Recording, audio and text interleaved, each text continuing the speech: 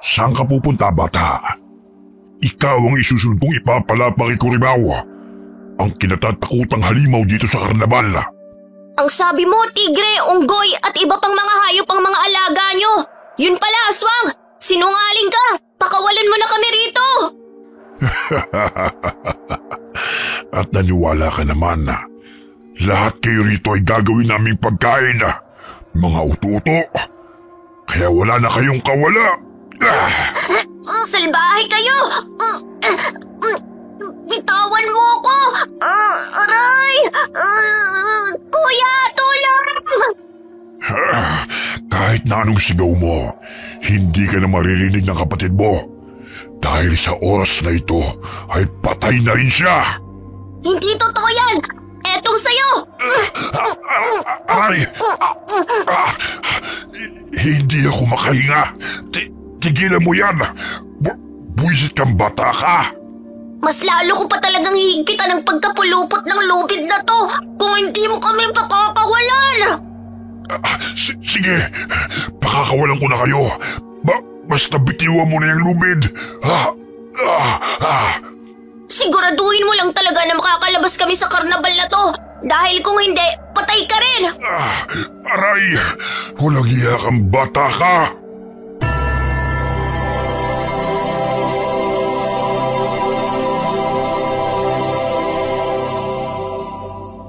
Papauwi galing sa paaralan ng magkapatid.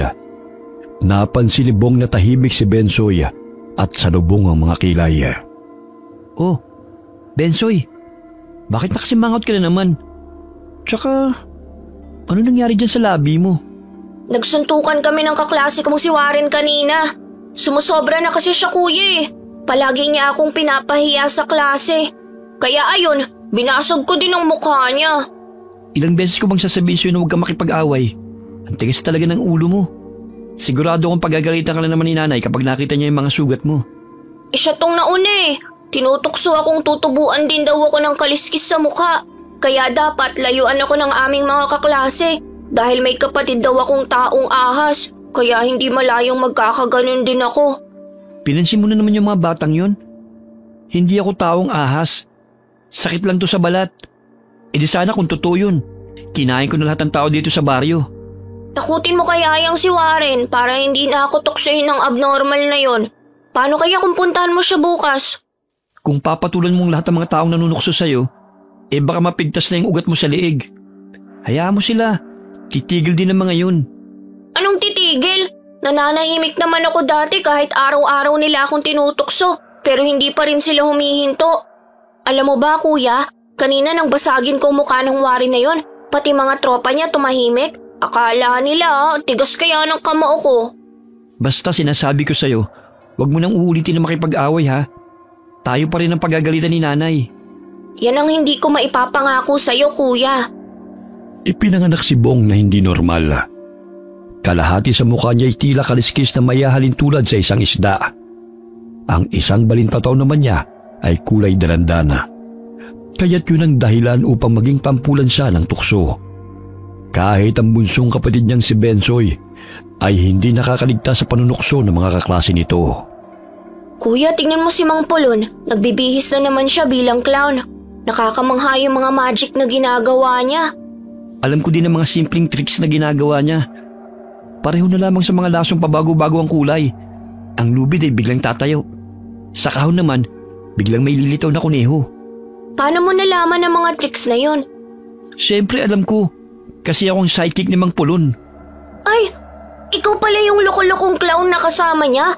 Aliw na aliw pa naman ako sa katangahan nun. Akala ko totoong pumapalpak, yun pala palabas niyo lang. Mga 2 linggo na ako sumasama sa kanya. Sayang din kasi yung binibigay niya sa akin sa tuwing magtatanghal. Pambili pa yun ng bigas at ulam. Bilisan na natin sa paglalakad dahil magbibihis pa ako. 5:30 dapat makarating na kami sa plaza. Kuya, gusto ko rin pong sumali sa inyo ni Mang Pulon. Kapag nangailangan siya ng isa pang kasama, sasabihan kita. Nasa ika-6 na baitang sa elementarya si Bensoy. Samantalang sa edad na 20, nasa ika-4 na baitang pa lamang sa sekundarya si Bong. Siya na rin ang naging katuwang ng ina sa paghahanap buhay, buhat ng mamatay ang kanilang ama. Kahit nag-aaral ay sumasideline siya sa pagiging kargador sa palengke at kahit na anumang trabaho na maaaring pagkakitaan. Hanggang sa maging assistant ni Mang Pulon na isang magikero sa fiesta, karawan o anumang klaseng pagtatanghal. Nay, may dala po pala akong bigas dito. Ikaw na magsaing, Bensoy. Magbibihis na ako. Kararating mo lang anak, aalis ka na kaagad. Magtatanghal po kami ni Mang Pulon sa plaza. Sige po, Nay. Kukunin ko lang po yung damit ko. Hindi ka pa nakakain. Mamaya magutom ka. Doon na lang po kami maghahapunan. Nay, pwede po bang matapos ko magsaing at kumain, pupunta ako ng plaza? Gusto ko pong panoorin si Kuya. O sige, magsaing ka na ron. Tsaka pakiprito mo na rin ng tilapia anak. Sige po, Nay. Dadalan ko na lang po si Kuya ng hapunan niya mamaya. Teka, bakit putok yung labi mo? Halika nga at nang matingnan ko. Wala po to, Nay. Konting sugat lang naman. Basta ha, ayokong nakikipag-away kayo ng kuya mo. Lalo ka na, pikon ka pa naman. Opo, Nay. Siya nga pala. Alam niyo bang sumasama si Kuya kay Mang Pulon? Oo. Tinumpunin nila ang kariton na ginagamit ni Mang Pulon sa pagtitinda ng fishball. Hindi po yun ang ibig kong sabihin, Nay. Bukod po sa pagkukumpuni ng kariton, yun bang naging clown tsaka magician? Ay, hindi ko alam yan anak. Wala namang sinabi ang kuya mo sa akin Akala ko sumasama siya sa pagtitinda ng fishball. Ngayon ko lang din nalaman na sumasama sa pagtatanghal si Kuya kay Mang Pulon. Di ko sukat akalain na siya palang pinagtatawanan namin na clown sa paaralan nung nakaraang linggo. Bakit? Anong meron? May program po. Tapos nagtanghal si Mang Pulon bilang magician. Tapos yung clown na kasama niya, palpak. Nakakatawa nga Patakbong tinungo ni Bong ang bahay ni Mang Pulon at dali-daling isinuot ang kostyuma. Nilagyan niya ng kolorete ang muka. Sa gayon ay matakpan ang kaliskis na balat. Mabuti na lang itong naging trabaho ko ngayon. Kahit papano hindi natatakot sa akin yung mga bata dahil natatakpan ang aking muka. Uy, Kuya! Ay, itlog! Di pa kayo nakakaalis? Ginulat mo naman ako Bakit bigla ka na lang sumusulpot dyan sa bintana? Tsaka, akala ko ba'y magsasaing ka? Nagsasaing na nga.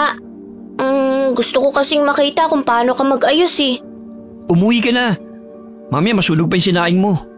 Nagpaalam naman ako kay nanay tsaka uuwi din ako maya-maya. Bagay sa yung damit mo, Kuya. Sana ako din makasuot niyan. Kung kailan ng isa pang makakasama ni Mang Pulon, sasabihan ka agad kita. Napangiti ang matandang lalaki nang marinig ang sinabi ni Bensoy. Gustong-gusto rin ng bata na maging payaso o clown upang makapagtanghal sa entablado. Bukas tuturuan kita ng mga tricks na alam ko para naman handa ka kapag sasali ka na sa amin. Talaga, Kuya? Sige po, gusto ko yun. Pero bago yun, umuwi ka na muna. Bantayin mo yung sinaing. Sige, Kuya. Pupuntahan kita mamaya sa plaza at dadalhan kita ng hapunan. O sige na. Ang kulit-kulit mo Hindi tuloy ako makapag-focus sa ginagawa ko rito Pakaway-kaway na nagpaalam si Bensoy habang papalayo. Ilang sandali pa'y umalis na rin sina Bong at Mang Pulon patungong plaza. Bitbit ang mga gamit at sinakay sa tricycle. 6:30 ng gabi. Tumungo si Bensoy sa plaza, bitbit ang hapunan ng kapatid. Malayo pa lamang naririnig na niya ang palakpakan ng mga tao. Karamihan ay mga bata. Bispiras ng kapistahan sa baryo, kaya't maraming palabas sa pangunguna ni Mayor. Naghanap siya ng pwesto upang makapanood siya na maayos. Ang galing nila. Yun nga lang pumapalpak si Kuya. May halong komedya ang magic nila Sana balang araw makapagtanghal din ako sa entabladong yan at palakpakan ng mga tao. Paano kaya lumabas ang kalapati sa kahon? Kayong kanina wala naman. Hanip talaga ang magic. Hoy bata, umalis ka nga riyan. Nag-video ako Nauna kaya akong tumayo rito. Doon ka sa bandang likuran kita mo naman nanonood ako rito Gusto mo bang ikaw ang pagkaguluhan mamaya ng mga tao? Sapakin pa kita dyan Bakit ba kasi mahilig kang mang-agaw ng pwesto? Ang dami-daming lugar dito banda maganda ang kuha Aangal ka? Parang namumukhaan kita. ikaw yung kapatid ng taong ahas na si Bong. Taong ahas ka riyan, hindi ahas ang kuya ko. Ikaw nga, yung buhok mo parang pugad ng manok eh. Kulang na lang dyan, mga itlog. Anong sabi mo? Pangit na nga, bingi pa. Makaalis na nga rito, sinisira mo lang ang panonood ko. Hoy! Bata, bumalik ka rito! Matagbil ang dila mo ah! Kanina pinapaalis mo ako, tapos ngayon pinapabalik mo. Ano ba talaga? Nakipagsiksikan na lamang si Bensoy sa mga batang nanonood. Patalon-talon pa ang mga bata nang ihipa ng matandang payaso ang mga bulanan ng galing sa laruang espada. Abay, ang galing. Kaya na rin ni Kuya na patayuin ang lubid. Paano kaya niya nagawa yun? Alas 8 ng gabi natapos ang pagtatanghal ni Bong at Mang Polon. Pumunta sila sa entablado at do'y nagpahinga. Bisperas ng kapiyastahan, kaya't may gaganaping patimpalak na sayawan. Dali-daling tumakbo si Benso sa likod ng entablado upang hanapin ang kapatid. Kuya, grabe, ang galing mo na. Akalain mo nagawa mong paramihin ang panyo sa iba't ibang kulay? Tsaka yung lubid, matagal na nakatayo lang. Sa susunod, 3 na tayo magtatanghal, sabi ni Mang Pulon. Talaga? Sabik na akong makapag-ensayo. Napansin kong umalis ka sa kinatatayuan mo kanina. Ah, oo. Dahil pinaalis ako ng Rowella na yon. Di ba yun ang palaging nanunukso sa yung kaklase mo? Gusto mo bang upakan ko siya? Sus, tumigil ka nga. Ang liit mo para upakan niya si Rowella. Tsaka babae pa rin yun. Hindi dapat pinapatulan. Magmimistulang kuto ka lang. At kaya kanyang tirisin sa laki ng katawan nun. Matakot siya sa kutong kagaya ko. Makalait, akala niya kanais-nais ang itsura niya. Ang pangit din naman. Ay, may dala-dala pala akong kanin at pritong tilapia. Kumain na muna kayo. Nagdala ka pa niyan. May binigay na pagkain si Kapitan. Halika, kumain ka. Wow! Fried chicken at pansit! Palagi bang itong libreng pagkain niyo, Kuya? Hindi. Minsan wala rin. Mabuti lang mabait si Kapitan. O ito, marami pang kanin. Ngayon lang ulit ako nakatikim ng fried chicken. Matagal na rin ang huli eh. Sa'yo na yan. Akin na lang tong tilapia. Hahatian ko si nanay para makatikim din siya nito. Tsaka yung pansit, ibigay na lang natin sa kanya. Ikaw ang bahala. Habang naglalakad ay may napansin si Bensoy na 2 clown. Sumakay ang mga ito sa pulang van. Kuya, hindi lang pala kayo ni Mang Pulon ang nagtatanghal sa desperas ng kapistahan. Ayun sila oh, mas maganda ang costume nila kaysa sa inyo. Pinaglumanan ni Mang Pulon tong suit ko eh. Binata pa siya, suit niya na to no. Tsaka, hayaan mo na sila. Lahat tayo may kanya-kanyang diskarte. Ang kaibahan lang kung paano tayo makakapagbigay ng kasiyahan sa mga tao. Gaya namin, kunwari palpak ako, tapos binabatukan para gumaling. Oo nga nakakatuwa po kayong dalawa. Huwag ka mag-alala. Mag-iipon ako para makapagpatahi ng costume kay Aling Marie. Isa sa'yo, isa sa akin. Talaga, Kuya? Oo naman.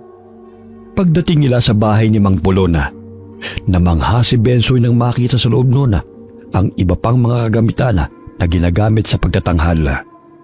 Mahigit 50 taon ng magician si Mang Polona. Noon ay pamilya silang nagtatanghal sa karnabal. Subalit huminto siya nang mamatay ang kanyang asawa at 2 anak dahil sa aksidente. Nang banggay ng bus ang sinasakyan nilang jeep patungo sa lugar kung saan sila magtatanghal. Pansamantalang huminto si Mang Polon sa trabahong yun dahil sa labis na paghihinagpis. Bagamat muling bumalik ito sa pagiging magician, dahil sa tuwing nasisilayan niya ang tuwa sa mukha ng mga bata, ay naaalala niya ang kanyang namayapang mga anak. At masaya na rin siya sa ganoong gawain. Ang dami at ang gaganda ng mga gamit Kapag wala kang pasok, turuan mo rin ako ng mga itunuro ni Mang Pulon, Kuya Oo naman. Ilagay mo na rito yung kahon, tsaka iba pang mga gamit. Maya-maya'y nagpaalam na ang magkapatid sa matanda. Kapag walang racket bilang magician si Mang Pulon, ay nagtitinda ito ng fishball kasama magkapatid. Yun nga lang ay madalas na pumupuslit si Bensoy dahil nakikipaglaro sa mga batang lansangan at naiiwan sa pwesto nila si Bong. Kuya, bukas siguradong maraming tao pa rin sa plaza. May Miss Nanay kasing magaganap Oo nga, kaya samahan mo ko sa pagtitinda ng fishball ha. Wala munang laro at lakwatsa. Baka umiskapo ka na naman. Ay hindi na kuya, lahat ng utos mo susundin ko. Basta turuan mo lang ako ng mga tricks na tinuro sa'yo ni Mang Pulon ha. Tsaka bakit hindi ko alam na ilang linggo ka na palang sumasama sa kanya? Puro kasi pagbubulak-bulang ginagawa mo eh. Imbis na dumiretso sa bahay pagkatapos ng klase, puro laro yung nasa isip mo. Malaki ka na, Bensoy. Kailangan mo nang tulungan si nanay sa gawaing bahay. Tutulong na nga eh. Malayo-layo pa man sila ay pinagbuksan na sila ng pintuan ng ina. Sabik na kinuha ni Bensoy ang pasalubong nitong pansit at ibinigay kay Mila. Nay! Tikman mo po ang pansit at fried chicken! Hinati ko po para makakain din po kayo ng masarap. Bakit hindi niyo lang inubos ito, mga anak? Nakakain na po kami ni kuya. Ito po yung 500 na kinita ko kanina, Nay. Idagdag niyo po sa gastusin dito sa bahay. Nako, anak, itabi mo na lang yan para sa pag-aaral mo. May natira pa naman akong pera sa paglalabada eh. Sa inyo na to, Nay. Tsaka magpahinga na po kayo sa paglalaba. Napapadalas pa namang sumasakit ang likod niyo. Hindi pwede, anak. Alam mo namang nananamlay ang katawan ko kapag walang ginagawa. Tsaka hindi naman gaano kadami ang pinapalaban ni Mrs. Torre. Mga damit lang nilang mag-asawa. Basta, Nay. Huwag niyo masyadong pinapagod ang sarili niyo. Nay, di ba masarap yung pansit at fried chicken? Ay, oo, anak. Gusto mo bang kumain? Kung hindi mo po mauubos, pwede naman akong tirahan, Nay. Uy, Bensoy. Kinanay na yan eh. Tapos kukunin mo pa? Kung hindi lang naman mauubos ni nanay. Oh, sige na. Sa'yo na yung fried chicken. Nakapaghapunan na ako. Grabe ka talagang dumiskarte, Bensoy. Bukas bibilhan kita ng 5 pirasong pakpak ng manok. Ipiprito ko para sa'yo. Talaga, kuya? Promise mo yan Oo. Malaki-laki din kasing kinita ko ngayong linggo eh. Kaya medyo nakakaluwag-luwag din. Tsaka, bibilhan na rin kita ng tsinelas. Naahawa na ako sa'yo eh. Kung hindi nilalagyan ng alambre, butas naman yung sinusut mo. Sige na, magbihis ka na, anak. Bukas ako na maglalaban ng costume mong yan. Salamat po, Nay. Matapos na maglinis ng katawan ay agad na nakatulog si Bonga. Samantalang si Bensoy ay gising pa at gumuguhit ng clown sa kanyang kwaderno. Ayan ang magiging itsura ko kapag makakasama na ako ni kuya. Sabik na akong matutong mag-magic. Bensoy, anak, hindi ka pa ba matutulog? Ay nay, matutulog na po. Patayin mo na yung gasera. Pagod na pagod ang kuya mo, kaya nakatulog ka agad. Oo nga po eh. Good night, nanay. Kinabukasan ay maagang nagising si Bensoy. Hindi pa man nakapag-agahan ay inaya niya ng mag-ensayo ang kapatid. Mamaya na. Ligpitin mo muna ang higaan at punuin mo ng tubig ang galon. Pagkatapos ng gawain dito sa bahay, tsaka na tayo mag-iensayo. Sige na nga. Oh, bakit tumutulis na naman yung nguso mo? Nagre-reklamo ka? Hindi Dali-daling kinuha ni Bensoy ang galon at nag-igib ng tubig. Mabilis siyang napuno ang mga galon at agad na bumalik sa kanilang bahay. Kuya, tapos na akong mag-igib. Halika na, para makapag-agahan na tayo. Luto na tong sinaing. Oh, eto, may atsara ako rito. Binigay ni Mrs. Torre kahapon. Masarap tong ipare sa pritong tilapia. Ay, oo nga po, Nay. Anong oras po ba tayo mag-iensayo, kuya? Pagkatapos mo hugasan ng mga pinagkainan. Ang dami namang gagawin bago mo ko turuan. Pambihira naman, May, syempre naman. Sino pa ba paghuhugasin mo ng mga plato? Ang pusa? Kumain na kayong dalawa. Kagabi pa yung sabik si Bensoy Mahaba-haba pa ang araw, anak, kaya't huwag kang masyadong magmadali. Nay, magkano kaya ang magpagawa ng damit ng clown? Hindi ko alam, anak. Pero tatanungin ko si Marie mamaya. Ako nang bahala sa pagpapatahi ng costume mo. Ngunit bago yun, dapat matuto ka muna. Gusto ko po yung kulay asul at berde, kuya. Tsaka yung kulot na buhok. Binibili pa ba yun? Meron pang 2 na hindi nagagamit si Mang Pulon. Hihiramin na lang natin. Halos hindi makapaghintay si Bensoy na makapag-ensayo. Matapos kumain at ligpitin ang kanilang pinagkainan, ay agad niyang inaya ang kapatid na pumunta sa bahay ng matandang magikero. Hindi ka talaga makapaghintay. Tayo na nga. Ang dami mo pa kasing utos bago tayo umalis eh. Ay, dapat lang natapos na lahat ng gawain sa bahay bago tayo maglakwatsa. Alangan namang iasa pa natin yung kinanay. Pagdating nila sa bahay ni Mang Pulona, ay nadat na nilang naglilinis ito ng kariton na ginagamit sa pagtitinda ng fishbowl. Nakiusap sila na kung maaari sila mag-ensayo ng tricks doon. Pumayag naman ang matandang lalaki at tinuruan sila nito. Walang pagsidla ng tuwa sa Bensoy habang sinusunod ang ginagawa ng matandang lalaki. Hindi may pagkakaila ang kasiyahan sa mukha ni Mang Pulona habang tinuturuan ng magkapatid. Ang hirap din pala nito. Dapat pala mabilis ang paggalaw ng mga kamay dahil kung hindi, papalpak ka talaga. Sa pamamagitan ng mabilis na pagkilos ng iyong mga kamay, nalilin lang nito ang paningin ng mga manonood. Dadalasan ko talaga ang pag-iensayo para naman maging kasing galing niyo ako ni Mang Pulon. Natawa ang matandang lalaki sa sinabi ni Bensoy. Napatingin si Mang Pulon sa relo. 3:00 na ng hapon, kaya't huminto sila sa pag-iensayo. Agad na niligpit ng magkapatid ang lahat ng mga gamit at pinasok sa bahay ng matanda. Kailangan na nilang ihanda ang mga paninda nilang fishbowl at mga sangkap na gagamitin. Ang saya pala ng trabahong to, no? Yung parang naglalaro ka lang. Pero huwag mong pabayaan ang pag-aaral mo, ha? Mamaya makalimutan mo na mag-aaral at pagmamagic na lang ang gawin mo. Lahat ng bagay may limitasyon. Dapat balanse lang. Opo. Umuwi muna tayo. Kukunin ko na yung mantika sa bahay. Habang papauwi na daanan nila ang grupo ni Rowela. Maangas sa mga itsura ng mga ito. Nakasuot ng itim na t-shirt at kulay itim ang lipstick at guhit ng mga mata ng mga ito. Magsitago kayo! Baka lamunin kayo ng taong ahas! O di kaya'y mahawa kayo sa kaliskis niya! Hoy, tomboy! Alam kong si Kuya ang pinariringgan mo. Wala kang pinagkaiba sa kapatid mong si Warren na matalas ang dila. Pasalamat ka dahil babae ka pa rin. Dahil kung hindi, itutulad kita sa kanya. Aba! Ang tapa mong kutong lupa ka! Ikaw pa lang nang bugbog sa kapatid ko? Nararapat lang yun sa kanya dahil walang prenong bibig niya kagaya mo. Tsaka ang tapang nyo lang naman dahil ang dami nyo eh. Pero mga duwag din kayo kung tutuusin. Halika na, umuwi na tayo. Huwag mo na silang pansinin. Sumusobra na kasi sila sa pangpapahiya sa atin eh. Tsaka hindi pwedeng basta-basta ka lang nila lalaitin sa maraming tao. Ikaw bata, baka gusto mong isabit kita sa punong yan. Alam mo bang ginagawa ko sa mga katulad mo, ha? Nilalampaso ko. Pati ang kuya mo, nakaranas na yan.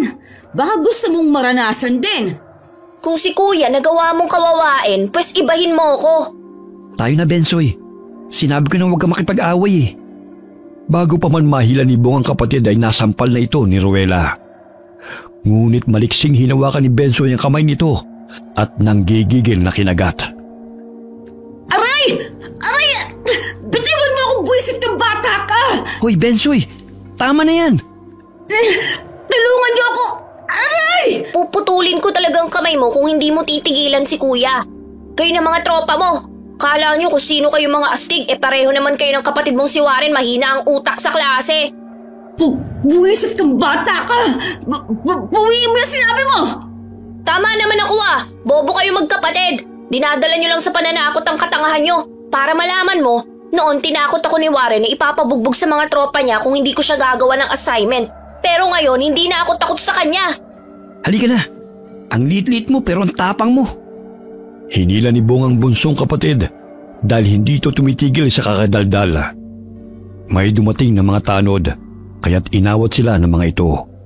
Gusto pa sanang sugurin ni Rowela at ang grupo nito ang magkapatid. Ngunit pinalis na sila ng mga tanod. May araw rin kayo mga ahas! Lalo ka na bubuwit! Hindi ako natatakot sa'yo, tomboy! Tama na yan, sabi. Huwag mong pag-aksaya ng panahon ng mga taong ganyan. Itiko mo na yung bibig mo. Napalingon pa si Bensoy sa grupo habang papalayo. Sinesenyasan siya ng mga ito ng kamao at matalim na nakatanaw sa kanila. Takot ka ba sa tomboy na yon, kuya? Namimihasa na eh. Pareho sila ng kapatid niyang si Warren na si Raulo. Hayaan mo na sila. Alam mo, mga taong katulad nila, marahil may matinding pinagdadaanan. Dinadaan lang sa panunukso sa ibang taong kahinaan nila. Sa paraang yun, aakalain na matapang sila. Alam mo kuya, Hindi ako sang-ayon sa madalas mong sinasabi na hayaan na lang sila. Tignan mo si Warren, tumahimik nang suntukin ko. Ikaw ang liit mong tao pero palaaway ka. Nakita mo naman na halos ibitin ka ng Ruela na yun, di ba? Siya naman tong nasaktan eh. Hindi po pwedeng basta-basta na lang nila tayong api-apihin. Ang sabi ng guro namin, kailangan din lumaban paminsan-minsan. Ewan ko sa'yo. Basta ayoko nakikipag-away ka. Lalo na kung tungkol sa akin. Magkaiba ang personalidad nilang magkapatid. Lumaking mahinahon si Bong kahit na madalas na tinutukso. Samantalang si Bensoy naman ay nakikipag-away sa mga taong nanlalait sa kanyang kapatid dahil ayaw niyang inaapi sila na kung sino. Tahimik na hinahalo ni Bensoy ang sili sa sausawan. Ngunit hindi pa rin naaalis sa isip niya ang grupo na nakalaban nila. Akala nila uurungan ko sila ah. Hindi ako papayag na magpapatalo lang sa kanila. Ang lalim naman yata ng iniisip mo. Tapos na ba yung sausawan? Opo kuya. Sige, isali mo na sa 2 garapon at ilagay mo na sa kariton.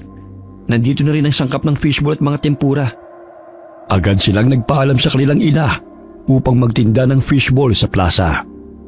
Hinihintay na rin sila ni Mang Pulon at sabay silang tumungo roon sakay ng dipadyak na kariton. Tamang-tama, marami na ang mga tao. Nakakabingi naman ang musika na pinapatugtog. Parang susuko ng mga tutuli ko. Luko-luko ka talaga. Nakikita mo ba kuya mga mukhang tutuli? Ayun na naman yung grupo ng tomboy na si Ruela oh. Akala mo kung sino mga astig. Hayaan mo nga sila. Hanap buhay ang pinunta natin dito, hindi gulo. Sila lang naman ang pasimuno ng gulo eh. Tsaka akala mo kung makaastang tunay na lalaki, di naman bagay sa kanila. O ayan, may bumibili. Ipagluto mo na lang ng tempura para naman maaliw ka. Kesa pa na bantay mo sa grupo ni Ruela na yan. Wala nga akong pakialam sa kanya kahit nakaklasiko pa sila. Kahit anong panunukso nila, hindi ko pinapansin. Marami-raming street food vendors ang nakahanay kung saan sila nakapwesto. Ngunit dahil sa dami ng mga tao sa plaza, 9:00 pa lamang ng gabi ay kaunti na lamang ang natitirang tinda nila. Maging ang mga paninda ni Mang Pulon ay wala na sa kalahati. Muling nakaagaw ng pansin kay Bensoy ang mga clown na dumaan sa kanilang pwesto. Magara at makukulay ang mga damit na mga ito. Magtatanghal kaya sila sa plaza? Pwede bang manood ako sa kanila? Basta bumalik ka rito Huwag ka magtatagal. Dahil konti na lang itong paninda natin. Huwag mo na kaming paghintayin dito Opo kuya. Nakasalubong ni Bensoy ang isang clown. Magiliw itong nakikipagkulitan sa mga bata at may mga binibigay din itong mga laruan at candy. Ikaw bata, gusto mo ba ng yoyo na ito? Opo. Kunin mo. Paano ko makukuha yan? Ang bilis ng kamay mo eh. Gusto mong makakita ng marami pang magic?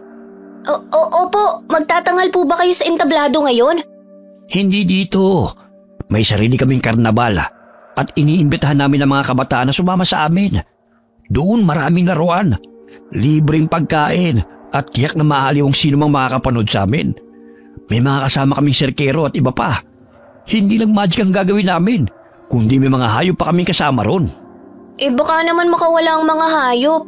Hindi na nanakit ang mga alaga naming tigre. Dahil yun napaamo ng magician na kasama namin. Maging ang mga bata ay naging kaibigan nun. Talaga? Gusto kong sumama at manood ang pagtatanghal nyo. Halika na, sumama ka sa amin. Nakikita mo ba yung sasakyan na yon? May mga bata na ron, kaya sumakay ka na. Itinuro nito ang pulang van. Animoy naging sunod-sunuran si Bensoy sa sinabi ng lalaki at dali-dali siyang lumakad patungo sa sasakyan. Subalit malakas na boses ang kanyang narinig. Bensoy! Saan ka pupunta? Kuya? Oh, bakit parang nahimasmasan ka yata? Manunood ako ng pagtatanghal ng mga clown. Kaya lang hindi rito sa karnabal na pupuntahan nila. Isasama raw nila ako. Hindi ba sinabi ko na sa'yo, dito ka lang at huwag kang pupunta kung saan? Ayun na sila kuya halika sumama tayo sa kanila. Natitiyak kong mag-e-enjoy tayo ron. Gabi na kaya hindi pwede. Mamaya mag-alala pa si nanay Tsaka, hindi ka maaaring sumama kahit kanino lang. Lalo na't hindi mo pa kilala. Sabi ng clown, ihahatid din nila ako pa uwi kasama ng ibang mga bata. Kahit na, hindi pwede. Halika na nga, umuwi na tayo. Umiiral na naman yung katigasan ng ulo mo Ayan na sila oh, maiiwan na nila tayo. Sa susunod na araw na lang. Umuwi na tayo. Naghihintay na si Mang Pulon, oh. Kung hindi pa kita sinundan, kung saan ka na pala nakarating. Matamlay na tinatanong ni Bensoy ang payasong papalayo, kasama ang ilang mga kabataan. Pumasok ang mga ito sa van. Nakarating sila sa bahay ni Mang Pulon, bagamat hindi pa rin tumitigil si Bong sa pagpapaalala sa kapatid. Pinagalitan niya ito dahil nakalimot na naman si Bensoy na hindi basta-bastang sumasama sa hindi nito kakilala. Napatigil siya sa pagsasalita nang mapansin na napasapo si Mang Pulon sa ulo nito at dibdib. Ilang sandali pa'y bumagsak ito sa lupa. Kuya, si Mang Pulon! Parang nahihirapan siyang huminga! Hihingi lang ako ng tulong. Tumito ka lang. Bantayin mo siya. Opo, kuya! Tulong! Tulungan niyo po kami! Tarantang tumakbo si Bong upang humingi ng tulong sa mga tao. Maya-maya'y may nakasulubong siya mga kagawad, kaya't dali-daling tumawag ng ambulansya ang mga ito at pinuntahan ng matandang lalaki. Mang Pulon, ano pong nangyayari sa inyo? Paparating na po si kuya. Humingi lang po siya ng tulong. Bensoy, nandito na kami. Kuya, si Mang Pulon parang hindi na siya humihinga.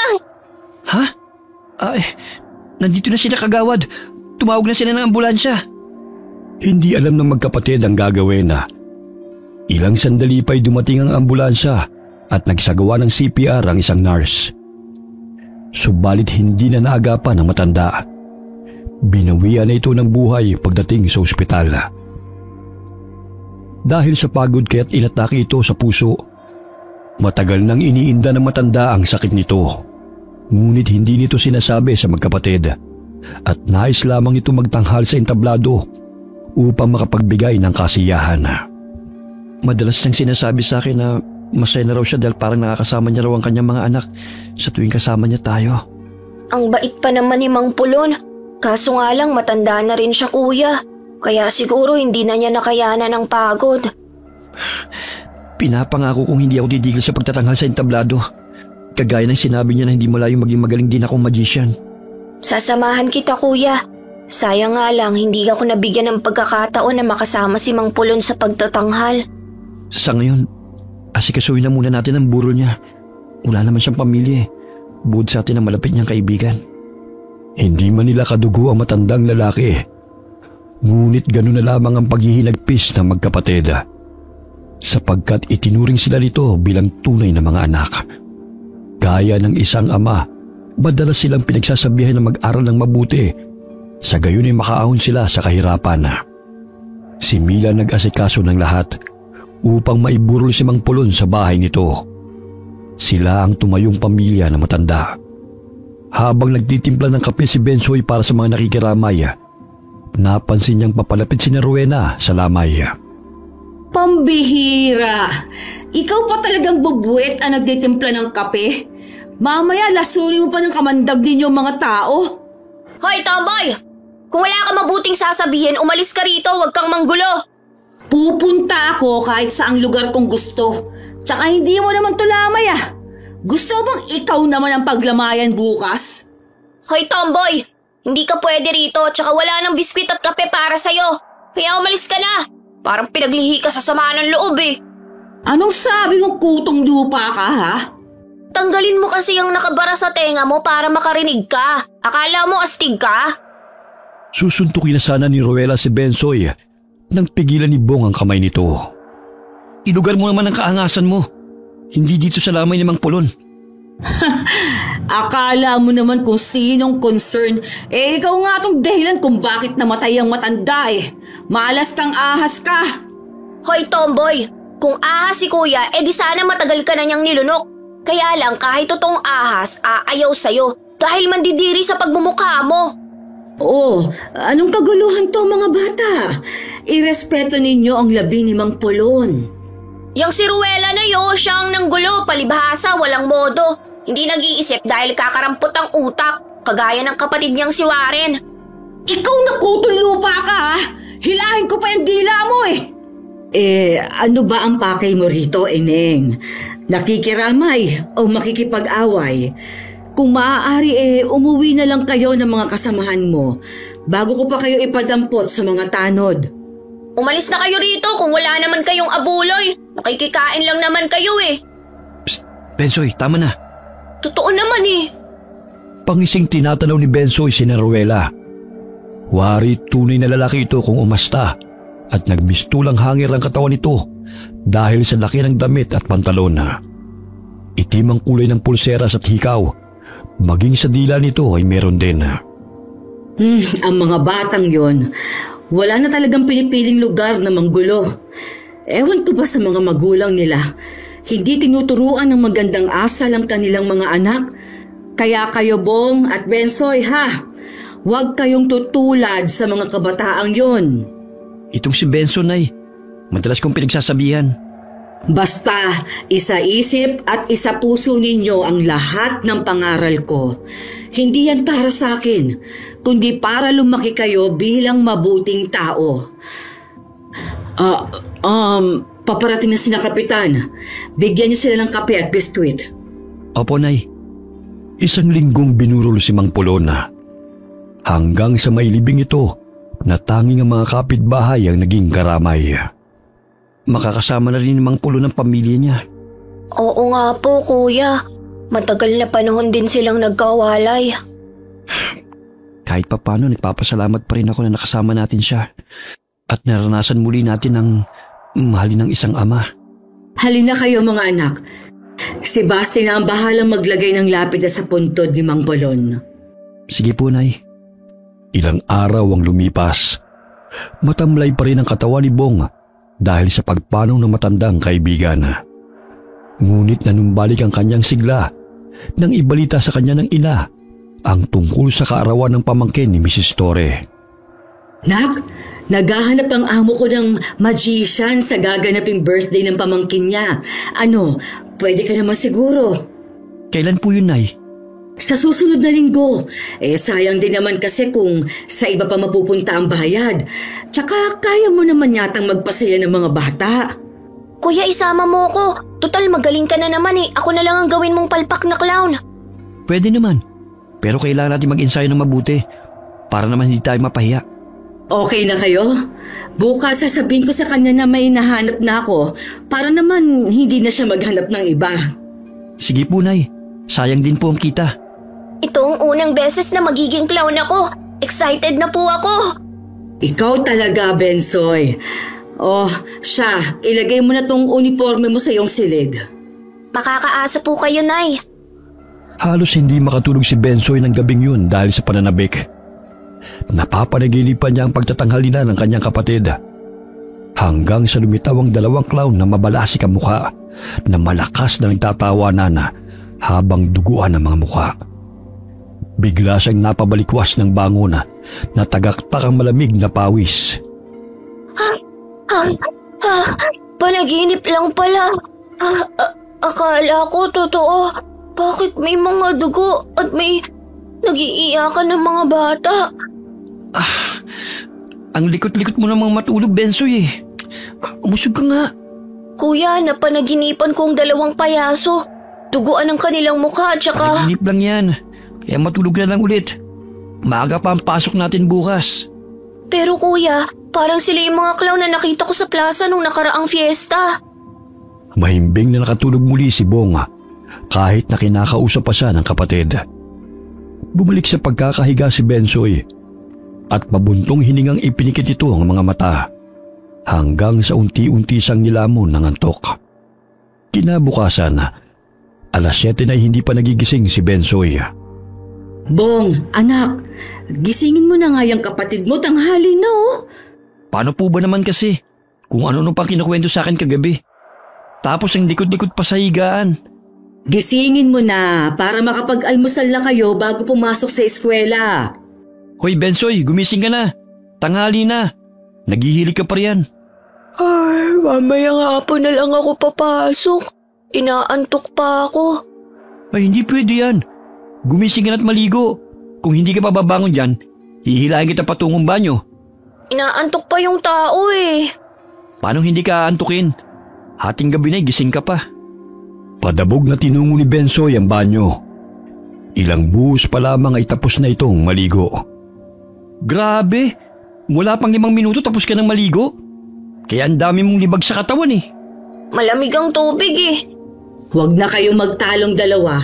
Kumain na kayo ng almusal. Matapos mag-agahan ay agad nang umalis ang magkapatid. Magkalapit lamang ang kanilang paaralan kaya't sabay silang pumapasok. Bahagyang napalingon si Bensoy sa pulang van na dumaan sa kanilang tabi. Naging pamilyar yun sa kanya. Parang yun ang van na sinakyan ng mga clown na nakita ko sa plaza.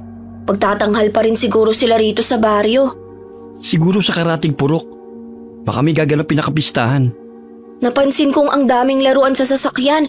Kaya siguro nandito naman sila sa baryo. Kasi hinatid nila mga bata na nanood sa kanilang pagtatanghal.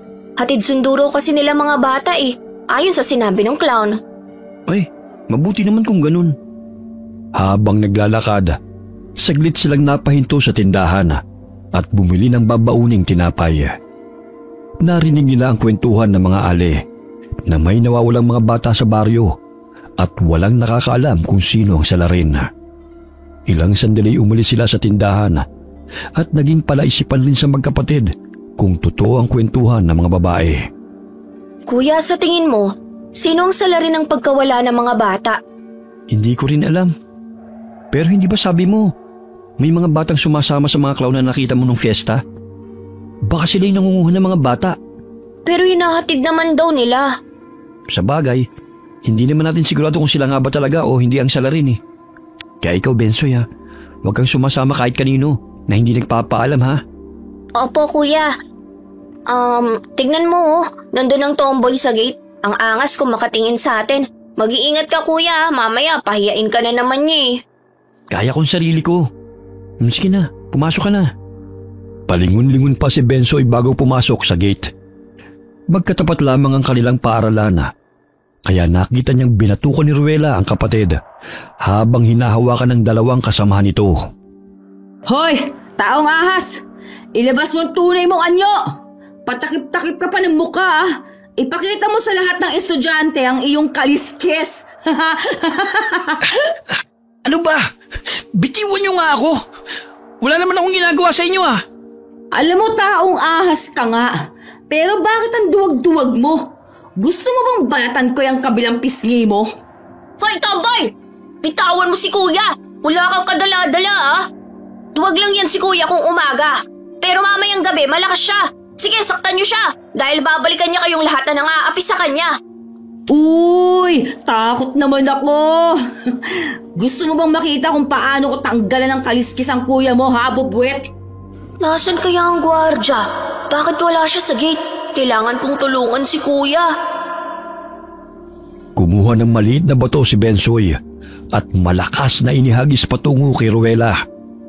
Nasapul ito sa noo, dahilan na mabitiwan ito si Bong. Aray! Hindi lang yan ang aabutin mo kung hindi niyo lulubayan si kuya. May trabungko ako ng ahas na siyang nagpapalakas sa amin. Isang utos ko lang sa trabungko ng ahas, mamayang gabi sasalakayin niya kayo. Kabaliwan yan! May patrabungko ka pang nalalaman, ha? Bitiwan niyo ako! Buong lakas na itinulak ni Bong ang mga kaklasing pumipigil sa kanya. Unang beses nilang nakita ang binata na magalit, kaya't nanilisik ang mga mata nito. Lalo na ang balintataw na maihalin tulad sa ahas. Kaya't natakot ang dalawang lalaki at kumaripas ng takbo ang mga ito palayo. Hoy! Mga duwag, saan kayo pupunta? Siyempre, tatakas. Ang hina talaga ng utak mo. Mamayang gabi, ikaw ang papahirapan ng mga alagad kong ahas. Nakikita mo ba ang bilog na to? Trabungko to ng mga ahas. Kaya kung utusan sila, nakainin ka. Totoo ba yan? Mukha ba akong nagsisinungaling? Ibinigay pa sa akin ng matandang pulube. Kaya matakot ka sa akin, Ruela. Pigil ang tawa ni Bong sa seryosong mukha ng kapatid habang kinakausap ang kalaban nito. Tumakbo ito palayo dahil sa takot na lusubin ng mga ahas. Totoo ba yung trabungko na sinasabi mo? Patingin nga ng maliit na bolang yan. Nabasa ko lang sa comics ang trabungko ng ahas. Pero ang bolang to napanalunan ko lang sa perya. May maliit na ilaw sa loob at maliit na baterya. Pambira ka talaga. Akalain mo, napaniwala mo silang totoo na may trabungko ka ng ahas? Bakit kasi hindi ka lumaban sa mga taong yun? Alam naman nating malaki lang ang mga katawan nila pero ang liliit ng utak nila eh. Sige na, pumasok ka na. Mami, mahuli ka pa sa klase. Ilang sandali pa'y dumating ang gwardiya na nagbabantay sa gate. Sumakit ang siya nito, kaya saglit na nagbanyo. Hindi maipinta ang mukha nila sa takot. Sa susunod, bibili ako ng laruang ahas para takutin sila ulit. Akala nila walang malaking nakakapuwing. Bensoy, natulala ka na naman dyan. Pumasok ka na. Opo, kuya. Dali-daling tinungo ni Bensoy ang silid-aralan. Tahimik na umupo siya sa silyang malapit sa bintana. Ang nooy kaklasing siwari na madalas na nanunukso sa kanya ay walang imik at tila nililis nito ang tingin sa binatilyo.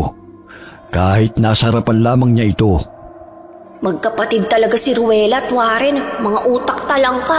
Nakakatawang reaksyon ng tomboy na yun kanina. Ang angas-angas pero takot din pala. Samantala, inayos ni Bong ang panyo na nakatakip sa kanyang mukha. Mula sa kabilang hanay ng mga upuan ay matalim na nakatingin si Ruela at ang mga tropa nito sa kanya. Napapaisip kaya sila kung totoo ang sinasabi ni Bensoy tungkol sa trabungko? Loko-loko talaga yung kapatid kong yun. Ang daming alam. Ilang sandali dumating na ang kanilang guro at nagsimula na ang aralena. Ang nooy maingay na si Ruela ay tahimik hanggang sa matapos ang kanilang klase. Kagaya ng nakagawian, sa tuwing oras ng uwian sa hapon ay hinihintay ni Bensoy ang kapatid sa guardhouse. Oy kuya, kamusta? Inaway ka pa ba ng mga kaklase mo? Hindi, tahimik nga eh. Mukhang natakot sa trabungko na sinabi mo. Paniwalang paniwala talaga siya sa trabungko na taglay ko. Nabasa ko lang kasi yun sa comics at libro ng kaibigan ko eh. Bukas makikibasa ulit ako, yung kwento naman ng mga tikbalang. Dumaan sila sa patahian ni Aling Marie. Labis ang kasiyahan ni Bensoy nang ibigay sa kanya ng kapatid ang costume nito. Sa akin na ba talaga to, kuya? Oo naman. Mabuti na lang, magkasilaki kayo ng anak ni Aling Marie. Kaya saan ang sinukatan? Sorpresa ko kasi sa iyo yan eh. Ang ganda at makulay pa. Pasalamat ka dahil maraming natirang retaso sa Aling Marie, kaya hindi masyadong mahal ang singil niya. Iniabot ni Bong ang bayad sa ginang at agad na silang umalis. Hindi makapaniwala si Bensoy na may sarili na siyang costume. 3 araw na lang ay makakapagtanghal na rin siya kasama si Bong sa birthday party ng pamangkin ni Mrs. Torre. Maraming salamat, kuya. Sabik na talaga ako maisuot to. Tsaka gagalingan ko talaga ang pagganap bilang makulit na clown. Walang anuman. Basta magpapakabait ka lang palagi ah. Sumapit ang araw ng pinakahihintay na magkapatid. Pagkahalong pananabik at kaba nararamdaman ni Bensoy dahil unang beses niyang makapagtanghal. Nilagyan niya ng kolorete ang mukha at isinuot ang makulay na wig sa kanyang ulo. Nakakatawa palang itsura ko. Bagay ba sa akin, kuya? Oo naman. Hindi ka na nila makikilala. Dumadami na ang mga bata. Medyo kinakabahan ako, kuya. Kalma lang. Natural lang yan sa umpisa. Pero mamaya kapag nagtatanghal na tayo, mawawala na rin yung kaba mo. Tsaka mag-i-enjoy ka na. Handa na ba kayo mga anak? Maya-maya mag-uumpisa na kayo. Opo, Nay. Handa na po yung mga gamit namin dito. Galingan nyo, ha? Siyempre naman po, Nay. Paglabas ng magkapatid sa kurtina na nakasuot ng costume na clown ay sinalubong sila ng palakpakan ng mga bata. Masayang-masaya ang mga ito na pinapanood sila habang nagtatanghal. Magaling sa pagsalo ng 3 bola si Bensoy, habang si Bong naman ay nagmamagic sa pamamagitan ng paglitaw at paglaho ng mga baraha. Maging ang mga magulang ng mga bata ay naaaliw sa pagtatanghal ng magkapatid. Sumasayaw at kumakanta sila na may halong komedya. Ang galing-galing ng mga anak ko. Isinapuso talaga nilang itinuro ni Mang Polon sa kanila. Halos 1 oras din ang kanilang pagpapasya sa mga bata. Natapos ang kanilang pagtatanghal sa pamamagitan ng pagsama nila kay Princess, habang ibinibigay nito ang mga giveaways sa mga batang dumalo sa kaarawan. Ang saya-saya pala nito, kuya. Lalo na't pinapalakpakan ng mga bata. Sinabi mo pa. Ang galing mo na nga eh. Mas magaling ka pa nga sa akin nung una kong pagtatanghal. Puro palpak talaga ako nun. Mga anak, ang galing nyo. Pinagmamalaki ko kayo.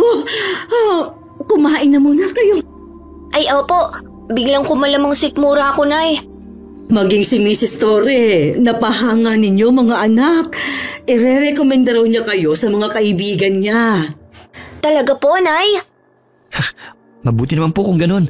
Kaya pagbubutihan po namin ni Bensoy ang gawain to. Siya, kain lang kayo ng kain, ha? Sa inyo yan. Kaya magpakabusog kayong dalawa. Ang dami naman po nito, Nay. Saluhan niyo po kami. Kumain na ako kanina, anak. 6:30 na ng gabi sila umuwi na mag-iina. Sa daan nagulat sila ng patakbong lumapit ang 2 tanod, kasama sina Ruela at Warren. Yang magkapatid na yan ang sapilitan nagdala ng 2 bata. Ayan naka-costume pa sila. Hindi kami nagkakamali ni Warren. Anong pinagsasabi mo, Ruela? Galing kami sa birthday party. Hindi ka namin maintindihan. Magmamaang-maangan ka pa talaga. Kitang-kita namin ni Warren na kinakaladkad ninyo yung 2 bata patungong sa sasakyan Siguro, gagawin mo silang pagkain, ano? Anong gagawin pagkain? Wala kaming dinukot. At isa pa, kung dinukot namin, nasa na sila? Pauwi pa lang kami, Malamang nilamon mo na. Di ba nga sabi ng kapatid mo, may trabong kusa ng ahas? Mali ko ba? Kung mga kasapi ninyong dumukot sa mga batang yon. Teka lang ha. Hindi nangunguha ng mga bata ang mga anak ko. Tsaka wala kaming sasakyan gaya ng sinasabi mo, Eneng. Di ba jack na kariton lang ang meron kami? Nagkakamali ka sa sinasabi mong yan. Tanungin ninyo yung mga anak ninyo. Kampon sila ng Diablo. Dahil mga taong ahas sila na kumakain ng mga bata. Di ba, usap-usapan ng mga nawawalang bata. Sigurado ako na nilapa na yan ni Bong na taong ahas.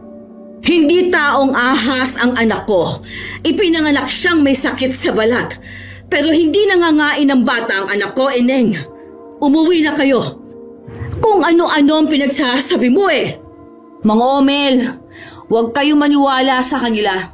Kitang-kita namin ang kapatid ko na sila ang dumukot sa mga bata. Hindi ako nagsisinungaling. Humingi ng paumanhin ng 2 tanod sa mag-iina. Hindi lingid sa kanilang kaalaman na gumagamit ng ipinagbabawal na gamot sina Ruela at ang grupo nito. Kaya't ganun ang mga iniisip. Lihim na natawa si Bensoy dahil napaniwala niya mga ito sa trabungko na kanyang sinasabi. Iniwan nila ang 2 tanod kasama ang 2 magkapatid at nagpatuloy sa paglalakad pa uwi. Hindi pa rin pala niya nakakalimutan ang trabungko. Akala niya totoo yun. Anong trabungko ba yun, anak?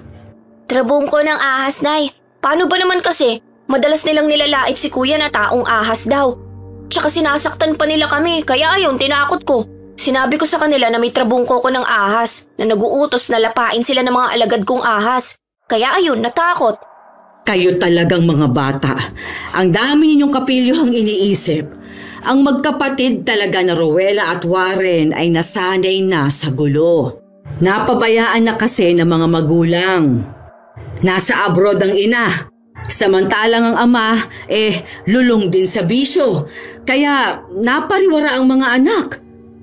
Napahinto sila sa pag-uusap ng may mapadaan na van. Bigla itong nagbukas ng pintuan sa kanilang harapan at sapilit ang hinila sina Bensoy at Bong. Sino kayo? Saan niyo dadalhin ang mga anak ko? Aray! Bitiwan niyo kami! Walang hiya kayo! Bitiwan ninyo mga anak ko! Ipapasok pa sana ng isang clown si Aling Mila sa van. Ngunit dahil may paparating ng mga tanod, kaya't humarurot na umandar ang sasakyan at nabitiwan ng clown ng ginang at nagpagulong-gulong ito sa kalsada. Aray! Ang mga anak ko! Dinukot sila ng mga kalalakihan! Tulungan niyo sila, Mang Romel! Humingi tayo ng tulong sa kapulisan! Umiiyak na tugon ng ginang. Nasugatan siya sa noo at braso. Kung hindi dumating sila Mang Romel at Mang Basti, maging siya'y nadala ng mga kidnapper. Ayon sa mga tanod, nakuha din daw ng mga ito ang magkapatid na Ruela at Warren. Dali-dali silang dumulog sa istasyon ng pulisya upang i-report ang pangyayari. Kinakalampag ng mga kabataan ang salamin ng sasakyan upang humingi ng tulong. Tumigil na nga kayo sa pag-iingay. Baka gusto niyong dito pa lang ay patayin ko na kayong lahat. Anong kailangan mo sa amin? Bakit mo kami dinukot? Aba, 2 batang payaso. Nagtatanghal din kayo sa entablado, ano? Magiging masaya ito. Madadagdagan kami ng miyembro. Saan mo ba kami dadalhin? Anong kailangan mo sa amin? Tapang bata. Pero sige lang. Mamaya mo ilabas ang katapangan mo. Makikilala niyo ang pinakamabangis na hayop sa karnabal. At maglalaro tayo ng taguan mamaya. Mga kampon ba kayo na magkapatid na yan? Pakawalan niyo kami rito! Sinong kapatid ang tinutukoy mo? Yung 2 kaharap mo! Inutusan ka ba nila ha? Nadukutin kami at ipalapa sa mga taong ahas? Taong ahas? Hindi tayo nagkakaintindihan. Pero mamay magiging masaya ang pagtatanghal. Panoorin niyo ang bawat eksena. Dahil naroon si Corimao. Hindi namin sila kampon. Maging kami dinukot ng mga yan. Magmamaang-maangan pa kayo? Kayo mga taong ahas na kumakain ng mga tao, di ba? Hindi nga kami. Pare-pareho tayong biktima rito. Dinukot nila tayong lahat. Tama si Benzo Ruela. Kaya huwag mo kami sisihin. Napakasinungaling ninyo magkapatid. Pakawalan niyo na kami rito. Mga walang hiya kayo. Ilang beses na sinabi sa'yo na hindi kaming dumukot sa inyo. Ang hirap mong paintindihin. Totoong sinasabi namin, Ruela. Kaya maniwala ka. Palipat-lipat ang tingin ng kidnapper na clown sa mga kabataang nagtatalo. Tila nabibingisa sa ingay ng mga ito. Tumahimik kayo. Ang ingay-ingay ninyo. Mamaya malalaman nyo kung bakit kayo naparito. Natitiyak kong maaaliw kayong lahat. Huminto ang van sa isang madilim na lugar at tanging isang gusali lamang naroon. Hindi alam na magkapatid kung saan sila dinala ng mga taong dumukot sa kanila. Nasaan na kaya tayo, kuya? Anong klaseng lugar to? Kumapit ka lang. Huwag kang humiwalay sa akin. Palakas ang kutob ko na mapanganib ang lugar na ito. Huwag kayong magtangkang tumakas dahil wala na kayong mapupuntahan pa. Hoy! Taong ahas! Saan mo kami dadalhin, ha? Tumahimik ka na nga. Imbis na dumaldal ka dyan, mag-isip ka ng paraan kung paano mo ililigtas ang sarili mo. Pare-pareho tayo nanganganib ang buhay. Kanina pa kayo Hala! Lumakad na kayo! Bilis! Kuya, naririnig mo ba yun? May nagtitilian at nag-iiyakan. Nakakatakot naman dito. Talasan mong paningit pandinig mo para makapag-isip tayo kung paano makakatakas. Hoy! Anong binubulong-bulong yung dalawa? Natahimik ang magkapatid nang biglang ihampas ng kidnapper na clown ng latigo nito sa lupa. Napaiktad ang magkapatid na animoy sa kanila tumama ang latigo. Nangangatog ang katawan ng mga bihaga nang makapasok na sila sa karnabal. Bumungad sa kanilang paningin ang malaking entablado na may mga ulo ng mga bata at tinatarget ng isang payaso. Sa malaking hawla ay may nilalang na may sungay at buntot na kumakain ng laman ng tao. Kuya, anong klaseng hayop yan? Hindi naman unggoy o tigre yan eh. Parang aswang yan, Bensoy. Mga aswang ang dumukot sa atin. Tignan mo, kuya. Ang ruleta ay pinaikot-ikot ng isang nakahubad na babae kung saan naroon ang mga dugo ang ulo ng mga bata. Hindi kaya itutulad nila tayo sa mga yun. Narinig nila na pumalahaw sa iyak si Ruela nang makita ang aswang na naroon sa hawla. Kaya't nagalit ang clown sa kanya at kinaladkad siya patungo sa harapan ng halimaw at pinaupo malapit sa hawla. Pilit siyang inaabot ito, kaya't patuloy na nagtititili si Ruela. Kailangan natin makakuha ng sandata panlaban sa kanila.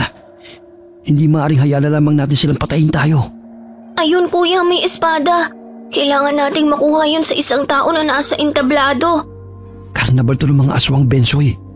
Dito nila dinadala yung mga batang nawawala at pinapatay. Ang lansa ng amoy ng lugar na to, kuya. Kailangan na nating makaalis rito bago pa mahuli ang lahat. Bong! Tulungan niyo ako rito! Sabihan niyo ang kampo niyo na huwag akong lapain! Tulungan natin si Ruela. Kuya, hayaan mo na siya. Paano tayo makapag-isip ng gagawin ni ang ingay ng tomboy na yan? Tsaka dyan siya pinaupo ng clown dahil ang ingay-ingay niya mula pa kanina. Tumayo si Bong mula sa pagkakaupo. Kaya sinita siya ng clown na nagbabantay sa kanila. Nanlilisik ang mapupulang mga mata ng mga ito at mabalasik ang anyo. Umupo ka dahil magsisimula ng pagtatanghal ni Maestro. Pwede bang ilayo mo na lang yung babaeng yun sa mabangis na hayop? Hindi kami makapanood ng maayos kung nag-iingay siya eh. Buwisit na bihag na yun. Sige, basta tumahimik kayo riyan at manood na lang kayo. Buti at nakinig ang isang bantay na yon. Di tulad ng isa ang init ng ulo. Kuya, tignan mo. May kutsilyo sa sahig. Baka pagmamay-ari yan ng clown na nakabantay sa atin. Kunin mo. Huwag ka magpapalata. Nakita ko na yan.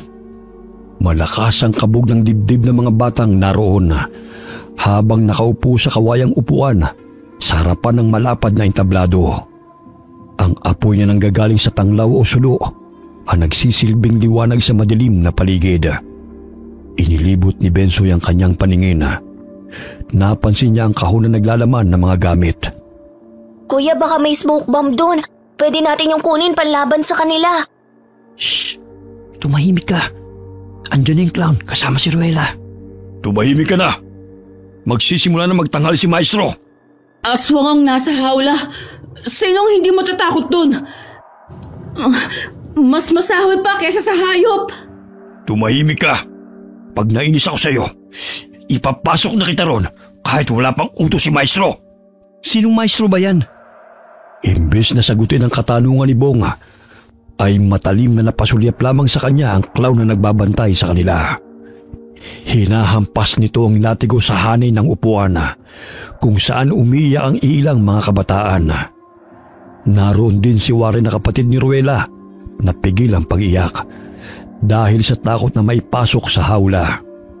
Mabuti naman at pinaunlakan niyo ang imbitasyon namin, mga bata. Natitiyak kong maaaliw kayo ngayong gabi sa gaganapin naming pagtatanghal. Sa palagay niya, sinong maaaliw sa ganitong palabas? Napakabaho pa rito. Tumahimik ka na muna, Bensoy. Mamaya pag-initan ka pa na nagbabantay sa atin. Mga kampo niyo ba sila? Ito ba ang sinasabi mo, Bubuet? Nauutusan mo ang trabungko mo na lusubin kami? Gumagana pa ba yung utak mo, Ruela? Kanina ko pa sinasabi na hindi namin sila kampon, hindi namin sila kakilala. At higit sa lahat, pare-pareho tayong bihag dito. Paulit-ulit ka na eh. Kuya, tingnan mo. Inilatag nilang bata sa mesa. Hahatiin ng maestro na yun, oh. Nanlaki ang mga mata ng magkapatid sa ginawa ng tinatawag na maestro.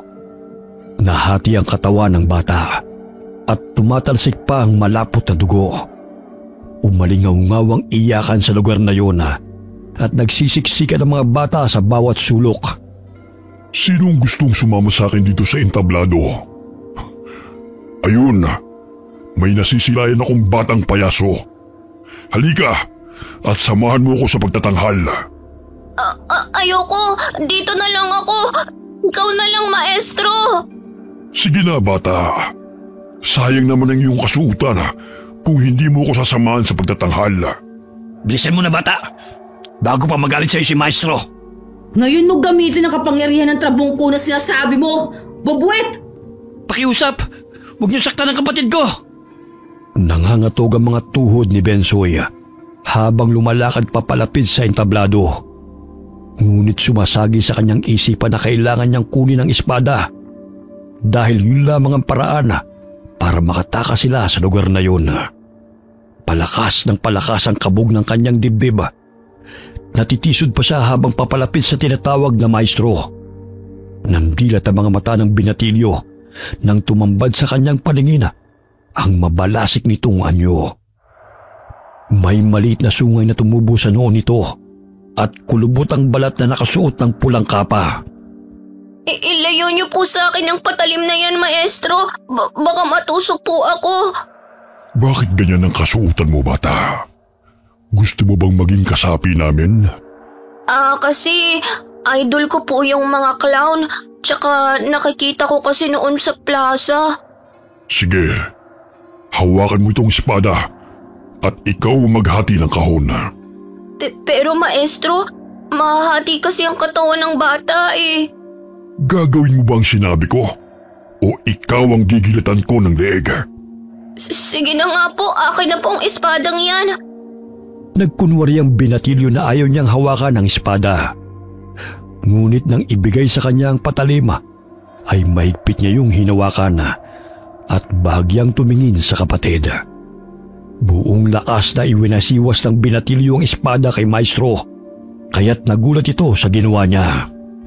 Lintik kang bata ka! Bakit akong hinataw mo? Pasensya na po, hindi ko sinasadya. Hindi ko po kasi makontrol dahil ang bigat nito. Ay! Akin na nga yan. Baka masugatan pa ako niyan. Hindi ko ibibigay sa'yo, akin ang espadang to. Hoy bata, bakit ganyan ka makatingin? Akin ang espadang yan. Marunong po akong gumamit nito, maestro. Gusto mo bang makita? Gumagamit din kasi kami nito sa aming pagtatanghal eh. Kaya nga lang, hindi ganito katalas. Itinutok ni Bensoy ang espada kay Maestro at buong lakas na hinataw itong muli. Sa pagkakataong yun ay natamaan sa balikat si Maestro, kaya naiinis na ito sa binatilyo. Akin na yan bata. Hindi na ako natutuwa sa'yo. Ako rin! Hindi ako natutuwa sa pinagagawa nyo. Hayaan mo kaming makatakas rito lahat ng mga batang bihag nyo. Isa kang hangal. Walang sino man ang nakakatakas dito. Maging ikaw. Akala mo siguro matatakot mo ako? Paulit-ulit siyang hinataw ni Bensoy ng espada. Nanimoy nagsasayaw lamang ito sa entablado. Naging hudyat na rin yun ni Bong upang saksakin ang clown na nakabantay sa kanila. Anong klase kang bata, ha? Hindi ka ba natatakot sa akin? Papatayin kita! Habulin mo ako, maligno! Pakawalan niyo ang mga kasama nating nasa hawla. Ipalapa sa kanila mga batang yan! Nagsipulasan ng mga bata nang marinig ang sinabi ng Maestro. Patuloy na naghabulan sila ni Bensoy, kaya't nagpagulong-gulong ang binatilyo sa entablado. Muli niyang hinataw ng espada ang paa ng kalaban, kaya't nasugatan ito at umatungal.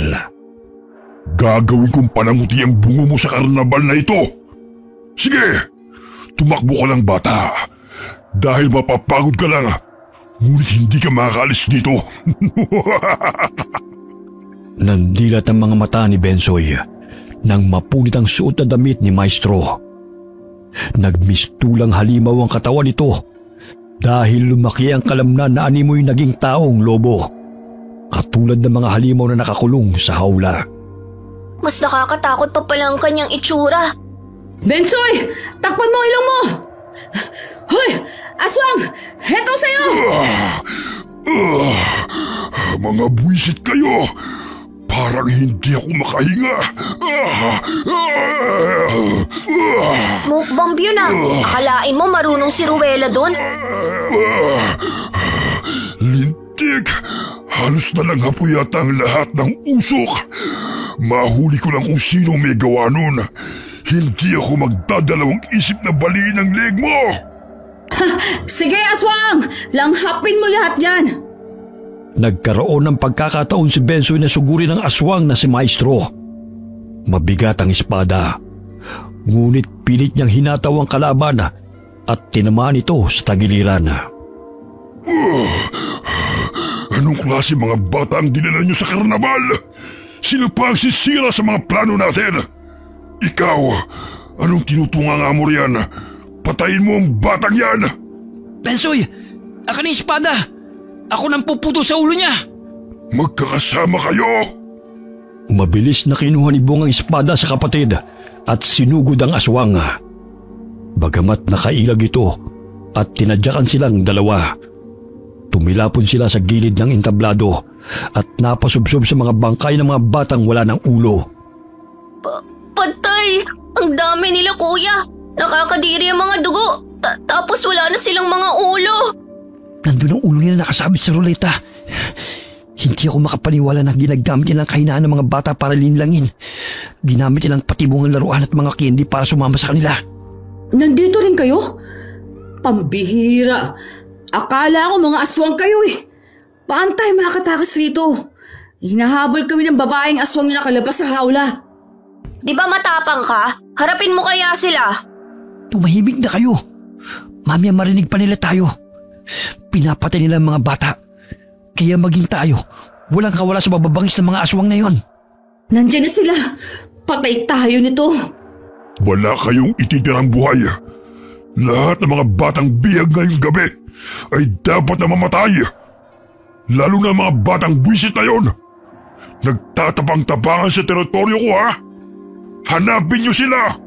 Masusunod po, Maestro! Naamoy ko kayo, mga bata. Alam ko kung saan kayo nagtatago. Pero sige lang, gusto niyo maglaro ng tagu-taguan? Kaya pagbibigyan ko kayo. Ang sino mang mahuhuli ko, puputulan ko ng ulo! Pigil ang hininga nila. Nanginginig na napayakap si Warren kay Rowela. Naghahalo na ang sipon at luha nito dahil sa takot. Hinawi ng aswang na si Maestro ang kurtina kung saan sila naroon. Bulaga! Nandito lang pala kayo. Sinong gusto niyong unahin kong patayin? Itong sayo! Singhutin mo! Tama na. Ilayo niyo sa akin ang smoke bomb na yan. Ang pait sa mata. Eto pa ang dart. Tignan ko kung masasapul ka nito. Nandito ang mga batang walang hiya. Hulihin niyo sila. Bensoy, tama na yan. Kailangan nating umalis dito. Natuntunan nila tayo. Grabe na siya ng dugo. Halos hindi ko masikmura ang amoy. Gumapang tayo patungo sa bandang kwarto na yon. May naanino kung maaari natin gamitin laban sa mga aswang. Nandito lang pala kayo. Saan naman kayo pupunta? Labis ninyong ginali si Maestro. Kaya may paglalagyan kayong lahat. Parang asong ulo na naglalaway ang clown na yan. Aswang din kaya siya katulad ng halimaw na yun na humahabol sa atin? Malamang! Tumayo si Bong mula sa pagkadapa. Dahil sa hindi ganun kaliwanag, ay hindi napansin ng aswang na payaso ang espada na hawak ng binata.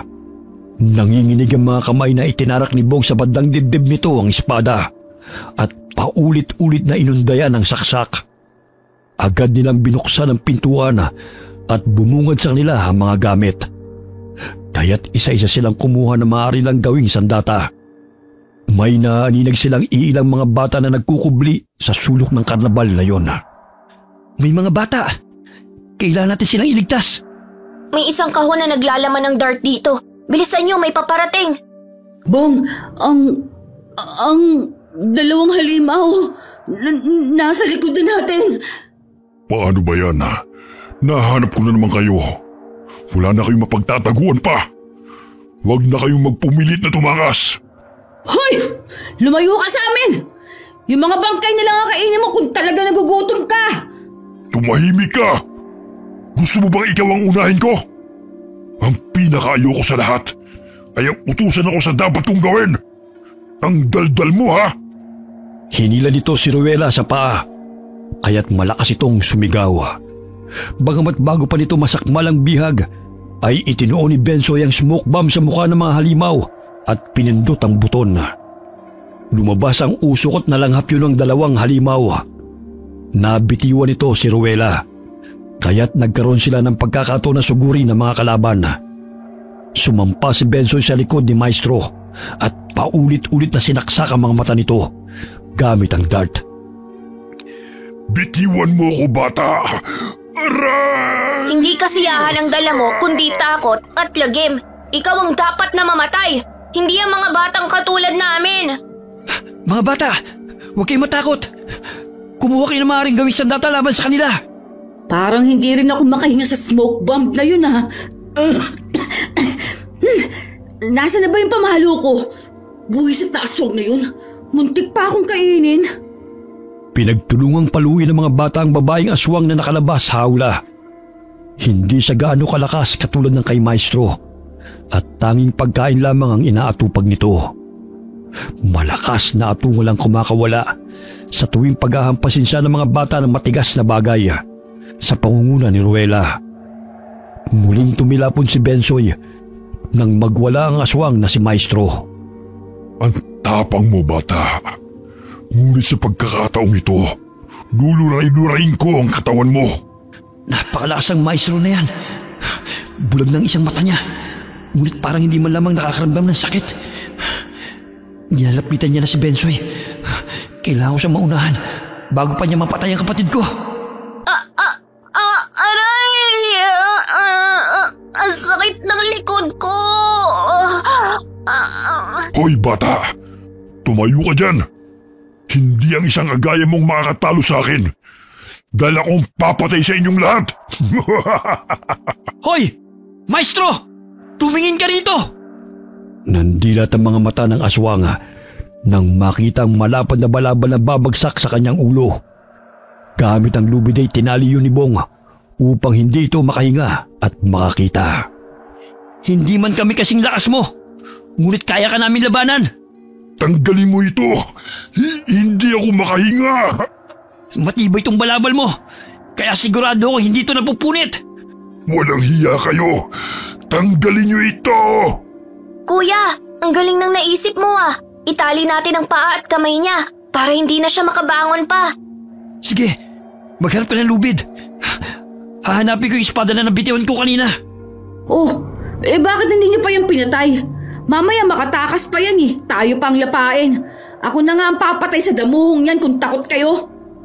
Paulit-ulit na hinambalos ni Rowela ang ulo ni Maestro gamit ang batuta. Nanggigigil ito habang ginagawa niya ang bagay na yon. Itong dapat sa inyo! Mamatay kayo mga aswang! Ang tapang mo naman, Rowela. Napatay mo na si Maestro oh. Hala, hindi na siya gumagalaw. Buti nga sa kanya. Asus, kanina lang takot na takot ka. Matapang ka lang kasi nakatakip na yung ulo niya. Malamang hindi na yun makalaban dahil nahihirapan ng huminga. Nasaan yung halimuno na kalaban nyo? Ayun, ibinalik namin sa kulungan. Hindi siya ganun kalakas kagaya ng ibang aswang na nakalaban natin. Parang sunod-sunuran lang siya sa lahat ng sasabihin sa kanya eh. Mamamatay na rin yun dahil sa pinsala nito sa kanyang ulo. Tayo na! Umalis na tayo rito! Baka may mga kasamahan pa sila. Naalimpungatan ng isang payaso na napasapo sa ulo nito. Nawalan ito ng malay dahil sa lakas ng pagkakauntog nito sa padera nang hilahin ng mga bata ang kanyang mga paa. Tumata ka sa mga bata. Dahil sa makulit na batang naka-costume na yun, nasira ang aming pagtatanghal. Sisiguraduhin kong hindi sila makakatakas. Nasaan na kaya si Maestro? Anong ginawa nila kay Kurimaw? Parang naging siya sa loob ng kulungan. Aray, ang sakit ng ulo ko. Nanino nitong pinipihit ng mga bata ang pintuan. Kahit na anong gawing pagpukpok ni Bong sa seradura ng pinto, ay hindi niya ito magawang buksan. Kailangan natin hanapin yung susi. Paano na yan, kuya? Hindi natin alam kung nasan yun. Teka, sandali. May naisip ako. Di ba may firework dun sa kahon kanina? Kailangan natin makakuha ng pulbura para mabuksan natin ang pintuan. Oo, pero paano? Ilalagay natin sa butas ang seradura at sindihan. Sige, ako nang kukuha. Dito lang kayo. Dali-daling tinungo ni Bong ang kahon kung saan nakalagay ang fireworks. Akmang babalik niya sa kinaroroonan ng mga kasamang bata. Subalit hinarangan siya ng isang payaso. Saan kayo pupunta? Sinira niyo ang karnabal at pinatay niyo ang aking mga kasamaan. Pwes, sisiguraduhin kong walang sino man ang makakaligtas ni isa man sa inyo. Bitiwan mo yung apoy. Pati ikaw matutusta rin kapag sinindal mong lahat ng mga paputok na yan. Wala na akong pakialam. Sama-sama tayong mamamatay. Hindi ko hayaan na may masaktan ka pa. Sinipa ni Bong ang kamay ng payaso na may hawak na sulo. Kaya't tumilapon ito palayo sa mga paputok. Bagamat nilamon ng apoy ang kurtina at nagsimula ng magliyab. Kailangan mabuksan ang pinto bago pa kami matusta rito. Hindi na kayo makakaalis rito. Sama-sama tayong magiging abo. Nagpambuno silang dalawa at nagpagulong-gulong sa sahig. Nagsigawan ng mga bata dahil palaki ng palaki ang apoy. Kumaripas ng takbo si Bensoy patungo sa kinaroroonan ng kapatid. Bilisan nyo na! Buksan nyo na yung pinto! Bago pa tayo mamatay dito! Pabayaan mo na ako! Pero kuya… Bilisan nyo na! Ako na ang bahala sa lokong to! Dali-daling dinala ni Bensoy ang kahon na naglalaman ng fireworks kay Ruela. Agad nilang kinuha ang pulbura sa isang paputok at inilagay sa butas ng siradura.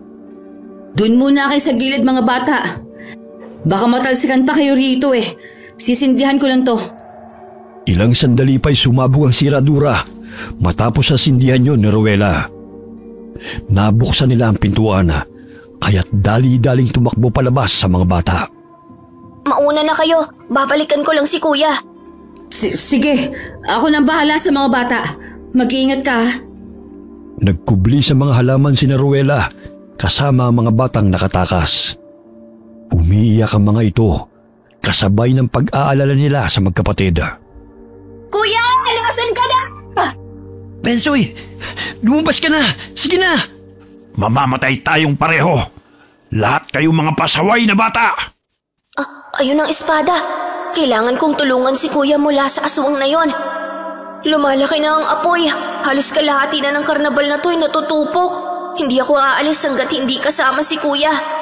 Ang tigas talaga ng ulo mo, Bensoy! Gusto ko talagang samahan ng kapatid mo hanggang kamatayan.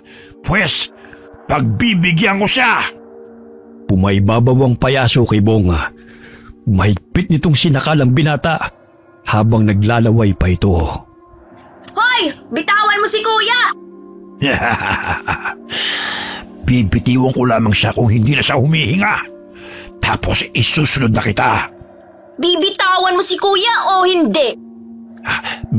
Bitiwan mo yung espada. Etong sayo! Buong lakas na hinataw ni Bensoy ang payaso na nakadagan sa kapatid. Tinusok nito ang leeg hanggang sa sumirit ang dugo nito.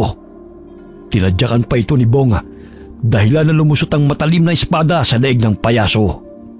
Ang lakas mo na, Bensoy Salamat sa tulong mo. Pero tayo na, bago pa tayo matustan ng buhay. Nasaan na yung mga bata? Kasama po ni Ruela, nakalabas na sila rito. Halika na. Yung halimaw sa hawla, nasusunog na siya. Buhay pa pala siya. Akala ko napatay na namin. Nakakabingi yung palahaw niya. Humahangos na tumakbo ang magkapatid hanggang sa makalabas ng karnabal. Sunod-sunod na pumutok ang mga fireworks dahilan na nakaagaw ng pansin yun sa mga tao. Ang sikot ng lugar na ito. Sa tingin ko layo nito sa baryo at liblib na lugar na ito. Siguro ang dami na nilang nabiktimang mga bata, ano? Tapos dito nila dinadala upang gawing pagkain. Hindi ko sukat akalain ang mga aswang palang mga clown na yon. Bong! Bensoy, andito kami! Mabuti naman ligtas kayo. Nasaan ang kapatid mo? Nandoon. Ayaw lumabas sa mga halaman. Nanginginig pa rin sa takot eh. Ang dilim pa. Pero kailangan na natin makaalis dito. Hindi natin nasisiguro na ligtas na tayo. Kuya, tingnan mo. May dipadyak na maaari nating sakyan. Parang mahabang karitela. Sige, sumakay na kayo dyan. At ako na magmamaneho. Hindi naman ako marunong magmaneho ng sasakyan eh. Salita na lang tayo para hindi ka mapagod. Oh, mga bata! Lumabas na kayo sa pinagtataguan ninyo. Sumakay na kayo doon dahil aalis na tayo sa lugar na to. Parang yung sasakyan na minamaneho ni Santa Claus O dali na. Dahil lalarga na tayo. Nag-umpisang pumadyak si Bonga. Hindi nito alintana ang pagod sa kagustuhan na makaalis sa malaimpyernong lugar na yon. Hindi man lahat ng mga bata ay nakaligtas. Ngunit laking pasasalamat pa rin nila na nakaligtas sila mula sa mga kamay na mapagkunwaring grupo ng mga aswang. Ako naman ang magmamaneho, kuya. Alam kong pagod ka na eh. Sige. Nagsisimula ng sumikat ang araw. Siguro yung layo pa rin natin sa kalsada. Napakasikot pa ng daan. Sandali. May naririnig ako mga yabag. Baka mga aswang ang mga yon. Kuya, may mga taong paparating. Sandali. Dito muna kayo. Lumakad palapit si Bong patungo sa mga tao. Tila nabunutan siya ng tinik sa dibdib nang maninag ang 3 pulis na gumagala sa gubat. Mga pulis! Siguro hinahanap nila tayo. Talaga, kuya? Ay, salamat naman. Tawagin natin sila. Baka malagpasan pa nila tayo. Sir, nandito po kami! Narinig ng mga pulis ang ingay ng mga bata. Kaya't dali-dali nilang tinungo ang kinaroroonan ng mga ito. Bagamat hinawakan nila ang kamay ni Bong at pinusasan sa pag-aakalang ito ang dumukot sa mga bata. Sir, nagkakamali po kayo. Hindi po ako masamang tao. Sir, kasama po namin si Kuya. Hindi po siya ang kidnapper. Tama po. Hindi po siya ang salarin. Humingi ng paumanhin ng isang pulis dahil sa pag-aakalang si Bong ang payaso na kumikidnap ng mga bata. Isinakay sila sa patrol car patungo sa presinto. Ginamot ang kanilang mga sugat bago sila hinatid sa kanilang mga bahay. Mga anak, ay salamat naman at ligtas kayo. Halos mamatay na ako sa pag-aalala kung ano ang ginawa ng mga taong yun sa inyo. Nay, hindi po sila tao. Mga aswang sila. Gusto nila kaming gawing pagkain. Ano? Mga aswang? Totoo po, Nay. Hindi nga rin po ako makapaniwala eh. Ang daming bata na pinatay nila. Bensoy, Bong, Alimila, uuwi na po kami. Salamat pala sa tulong ninyong dalawa. Kung hindi dahil sa inyo siguro patay na kami ni Warren eh. Tsaka sorry kung naging masama ako sa inyo dati. Hindi na mauulit yun. Walang anuman. Lahat naman tayo nagkakamali eh. Pero may karapatan tayo magbago para maging mabuting tao. Simula ngayon, hindi na ako makikipag-away. Pati na rin itong si Warren. Tropa na tayo ha. Oo ba? Umuwi sila sa kanilang tahanan upang makapagpahinga. Bit-bit ang hindi makakalimutang karanasan mula sa mga kidnapper na payasong nagtatanghala sa karnabal ng mga aswang. Wakas,